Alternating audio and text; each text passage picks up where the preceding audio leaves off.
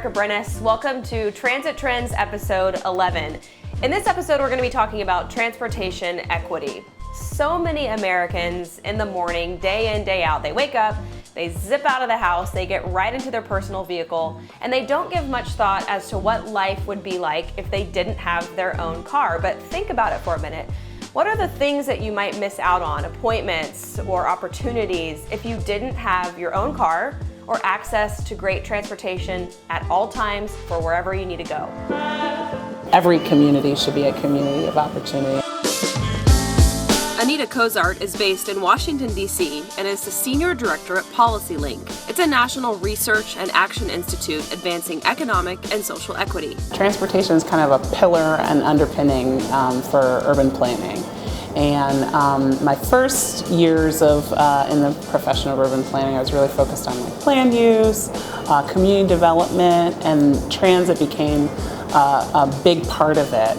Access to affordable and reliable transportation can be the difference between success and failure in life. There's a lot of kids that are having to make a choice between, are they going to go to school today because they don't have the $2.50 to get on a bus. Families are making choices that that really limit their opportunities. So parents are having to decide whether or not they can do that enrichment program that leads to a mentor, that leads to somebody giving you a college recommendation, that leads you to getting into the most competitive college and getting a scholarship. And so it's just this domino effect where if a door is shut because of a transportation option or because of a option when it comes to your income, there's ramifications well into the next generation.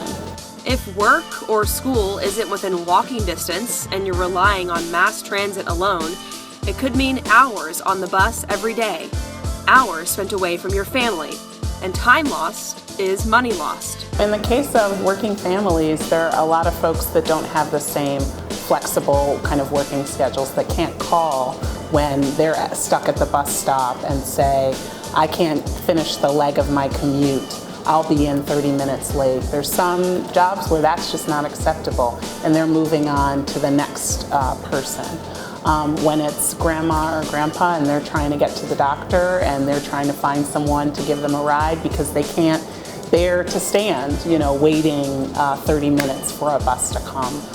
Cozart says the key to change is collaboration and bringing everyone to the table when plans are being made to build schools, libraries, grocery stores, and beyond. When you have low-income people and communities of color at the table solving some of the problems that exist, you're going to get the better solutions because they know what trip they're not taking. There's no data that's going to tell you the trip that you're not taking to the doctor.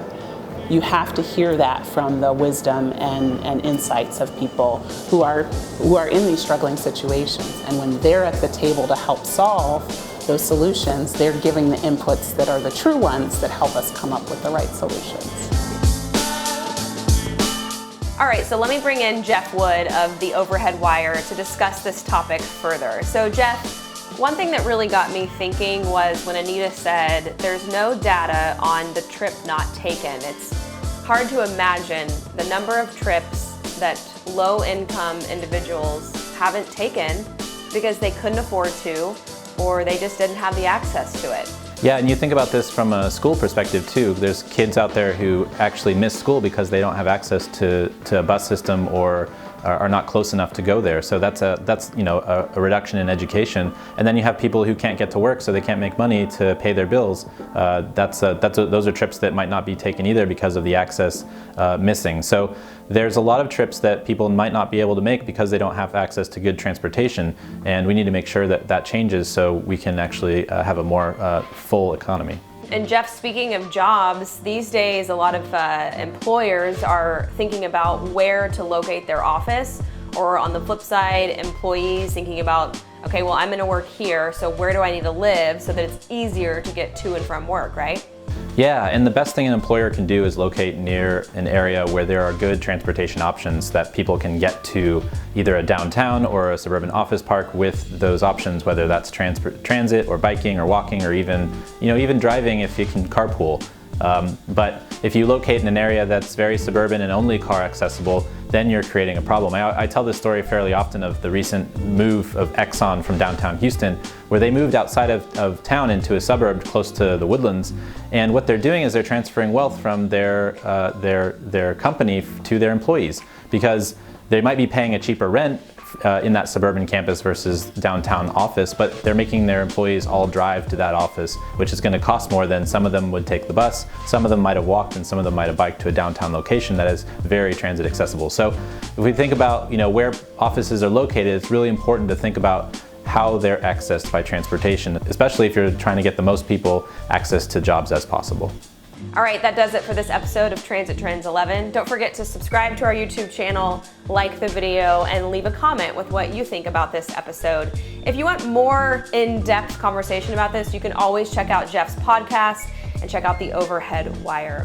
Thanks for your time. We hope you enjoyed this episode, and we'll see you next time. See you next time.